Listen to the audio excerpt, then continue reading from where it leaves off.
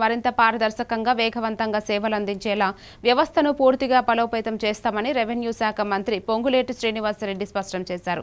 భూ సంబంధిత సేవల్లో చిన్నపాటి లోపాలు కూడా ప్రజల జీవితాలను ప్రభావితం చేస్తాయని, అందుకే భూభారతిని అత్యాధునిక ప్రమాణాలతో అప్గ్రేడ్ చేస్తున్నామని తెలిపారు. మునుపు ఉన్న సాంకేతిక సమస్యలు, డేటా లోపాలు, ఫీల్డ్ స్థాయి అసమానతలను సరిచేయడానికి ప్రత్యేక బృందాలను ఏర్పాటు చేశామని ఆయన చెప్పారు. ఈ యాప్ ని అప్గ్రేడేషన్ చేసే అంశాన్ని కూడా హ్యాండ్ ఓవర్ చేశాం.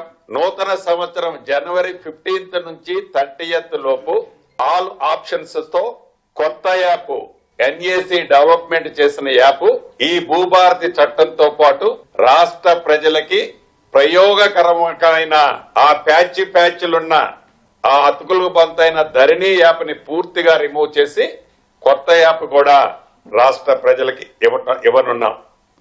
భూదారు కార్డులు కూడా రెడీ అయ్యాయి. ఈ ఎన్నికలైన మరుక్షణం గౌరవ ముఖ్యమంత్రి రేవంత్ రెడ్డి గారి చేతుల మీదుగా స్టార్ట్ చేస్తూ విడతల వారీగా టేకప్ చేసి వీటన్నిటికీ సర్వేతో పాటు వాటికి సంబంధించిన బై నెంబర్లతో పాటు ఈ భూభారతి చట్టాన్ని పూర్తిగా ప్రజలకి అందించే దిశగా ఈ ప్రభుత్వం ఈనాడు ఆ వడివడిగా ఆ దిశలో ఆ డైరెక్షన్ లో నడుస్తుందని చెప్పడానికి సంతోషిస్తున్నాను. కొంచెం లేట్ అయినా స్ట్రాంగ్ గా ఫౌండేషన్ పర్ఫెక్ట్ గా కడుతూ ఈ వ్యవస్థను చేస్తున్నామని చెప్పడానికి ప్రజలకు ఉపయోగపడే విధంగా తీసుకురానున్నాం,